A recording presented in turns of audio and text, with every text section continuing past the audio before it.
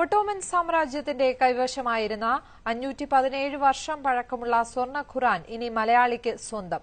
2 kilo ഭാരം വരുന്ന സുവർണ ഗ്രന്ഥത്തിന് 12 കോടിയിലേറെയാണ് മതിപ്പുവില.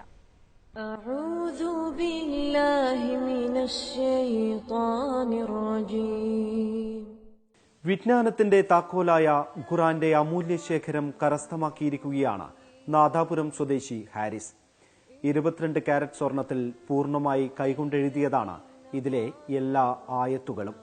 2 കിലോ ഭാരം വരുന്ന ഈ സ്വർണ്ണ ഖുർആന് 70 ലക്ഷം ദിർഹം അഥവാ 12 കോടിയിലേറെ രൂപയാണ് മതിപ്പുവില.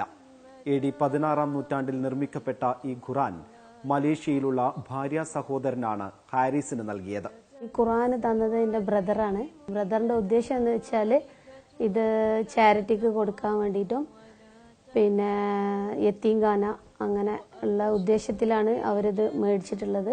17.5 സെന്റിമീറ്റർ വീതിയും 24 സെന്റിമീറ്റർ നീളവുമുള്ള ഖുർആൻ ചൈനയിൽ നിർമ്മിച്ചതാണെന്ന് രേഖകൾ വ്യക്തമാക്കുന്നു. AD 16 മുതൽ 18 വരെ 50 വർഷം ഓട്ടോമൻ സാമ്രാജ്യത്തിന്റെ കൈവശമായിരുന്നു ആദ്യം. പിന്നീട് 339 വർഷം ചൈനയിലെ മുസ്ലിം ടീച്ചേഴ്സ് സൂക്ഷിച്ചു. സ്വർണ്ണ ഖുർആന്റെ 7ാമത് ഉടമസ്ഥനാണ് ഹാരിസ്. 2 വർഷത്തോളം സമയമെടുത്ത് രേഖകളെല്ലാം ശരിയാക്കിയതിനു ശേഷമാണ് ഖുർആൻ പ്രതി മലേഷ്യയിൽ നിന്നും അബുദാബിയിൽ എത്തിച്ചത്. ഖുർആൻ പഠിച്ചു കഴിഞ്ഞാൽ പിന്നെ എൻ്റെ ജീവിതത്തിൽ എല്ലാമായി. പിന്നെ ഞാൻ മരിച്ചു കഴിഞ്ഞാൽ പോലും അതിനെനിക്ക് പേടിയില്ല എന്നുള്ളതാണ് നമ്മളെ വിശ്വാസം. അമൂല്യ സമ്പത്തിനെക്കുറിച്ച് പുറം ലോകം അറിയണം, ചരിത്ര വിദ്യാർത്ഥികൾക്ക് ഉപകരിക്കണം. അതുകൊണ്ട് തന്നെ സ്വർണ്ണ ഖുർആൻ ഏതെങ്കിലും മ്യൂസിയത്തിന് കൈമാറുകയാണ് ലക്ഷ്യം.